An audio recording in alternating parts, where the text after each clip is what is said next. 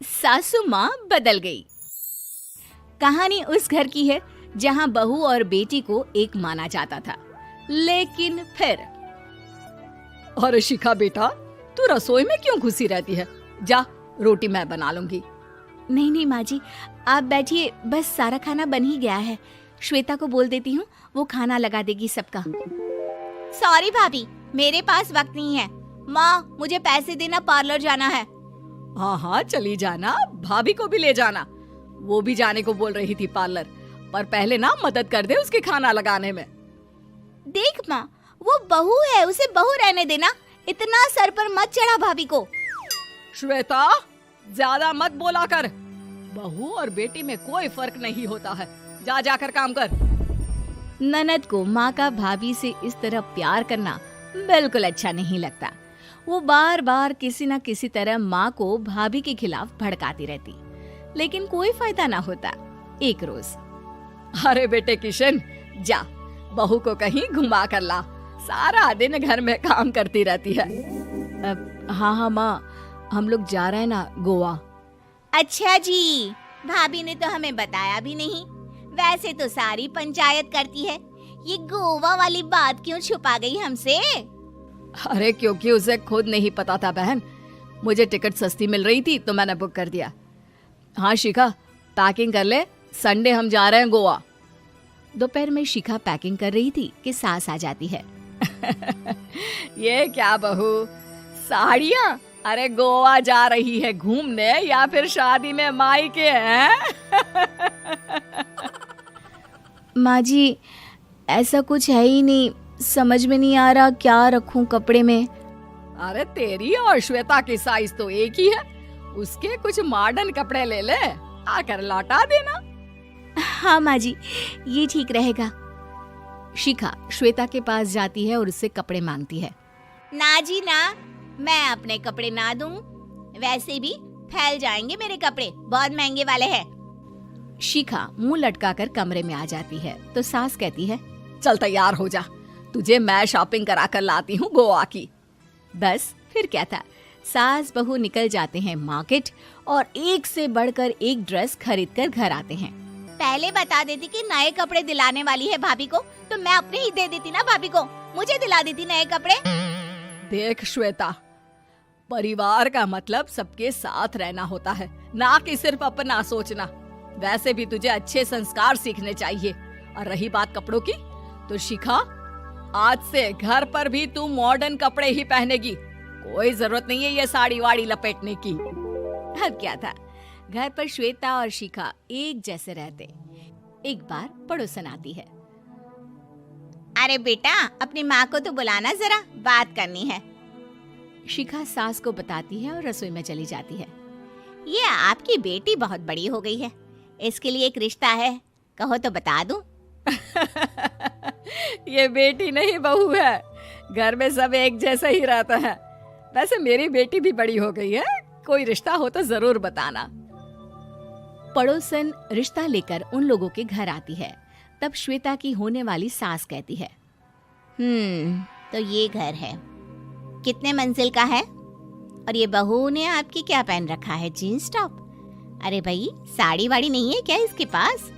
देखिए, सर्दी है तो साड़ी में बहू कैसे मैनेज करती, वैसे पहनती है साड़ी भी। देखिए, हम लोग ठहरे पैसे वाले लोग, कोई कमी नहीं है हम लोगों के पास पैसों की, बहुत पैसे हैं, जमीन, नौकर चाकर, कार, सब कुछ है, लेकिन घर में संस्कारी बहू चाहिए। समझ रही हैं ना आप? सास कुछ कहती कि श्वेता बोल पड़ती है, हाय रे, नौकर चाकर से लेकर जमीन, कार, पैसा, हाँ हाँ मुझे रिश्ता मंजूर है मुझे। अरे रुक जा श्वेता, मैं बात कर रही हूँ ना। देखिए, हम लोगों के घर इतनी आजादी नहीं मिलेगी। अरे हाँ कर देना माँ, हाँ कर दे जल्दी से। सास क्या करती, बेटी की शादी ऐसे घर में कर देती है जहाँ ना उनके विचार मिलते हैं और ना ही आचार। शादी के बाद एक रोज फोन पर, श्वेता बेटा, एक बार घर आ जा, बहुत दिल करता है तुझे देखने का। माँ, वो घर पर बहुत काम होता है, कैसे आऊँ? बड़ा घर है, लेकिन आने जाने वालों की लाइन ही लगी रहती है। बेटा मैं तो जानती थी उस घर का हाल, लेकिन तू ही नहीं मान रही थी। माँ देख, हर घर का यही हाल है। तेरी बेटी को यहाँ घूंघट हटाने की परमिशन नहीं है और एक तरफ भाभी स्कर्ट पहनकर घूम रही है। बेटा मुझे क्या पता था कि मेरी बेटी को ससुराल के नाम पर पिंजरा मिल जाएगा। अच्छा माँ, फोन रखती हूँ, सास को गर्मा गर्म रोटी खिलानी है। तुम लोगों की तरह नहीं कि एक रोटी बनाओ, एक सब्जी बनाओ, फिर सारा दिन फ्री होकर घूमो।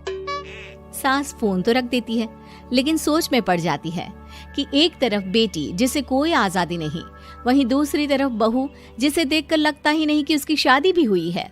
अगले रोज। शिखा, अरे ओ शिखा। हाँ माँ, क्या हुआ? कुछ चाहिए आपको? मैं जिम जा रही थी। जिम के कपड़ों में बहू को देखकर सास को घूंघट में अपनी बेटी का ख्याल आता है। देख बहू, घर में बहू की तरह रहा कर। इतने टाइट कपड़े पहनकर जिम जाना पसंद नहीं मुझे। जा जाकर रोटी बना। रोटी? माँ अभी तो शाम के 6 बजे हैं, इस वक्त रोटी? अब क्या मेरे खाने पीने पर भी पहरा है? अरे जब मर्जी तब मैं अपने घर में खा भी नहीं सकती क्या? बहू को अजीब लगता है। वो समझ नहीं पाती कि जो सास कल तक इतनी सपोर्टिव थी, उन्हें अचानक से क्या हो गया। वो किचन में जाती है, गरम रोटी के साथ 2 तरह की सब्जी, रायता, सलाद सब लेकर सास के पास आती है। माँ जी, खाना। इतना सारा खाना? राक्षस समझा है क्या मुझे? रोटी मांगी थी मैंने गर्मा गर्म बस। पर माँ जी, रोटी खाती किससे आप? सब्जी तो बनानी थी ना। अरे भूख मर गई मेरी तेरी बहस से। जा जाकर काम कर, अंदर पूरी रसोई साफ कर। बहू अंदर चली जाती है।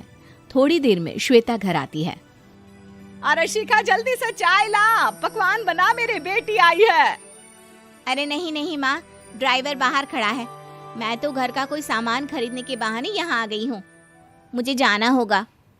अरे बेटा, पर कितने दिनों बाद देख रही हूँ तुझे, रहने आ जाना 2-4 दिन के लिए। आ जाऊंगी माँ, जब मेरी सास मरेगी तब। मैं तो रोज मन्नत मानती हूँ कि मेरी सास मर जाए तो अच्छा है।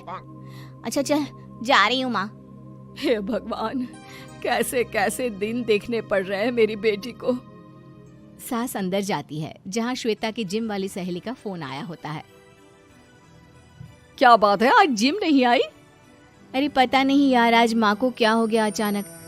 पर खैर कोई नहीं, लगता नहीं कि मैं अब जिम आ पाऊंगी। शिखा स्पीकर पर बात कर रही थी, जिसे सास सुन रही थी।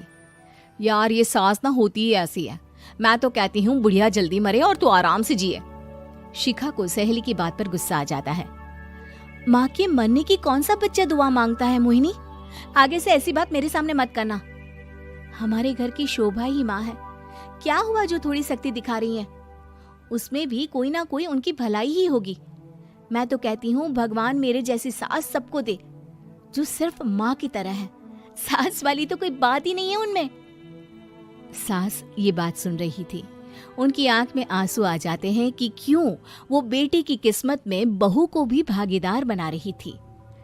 शिखा, अरे ओ शिखा, क्या हो गया? जिम नहीं जाना क्या?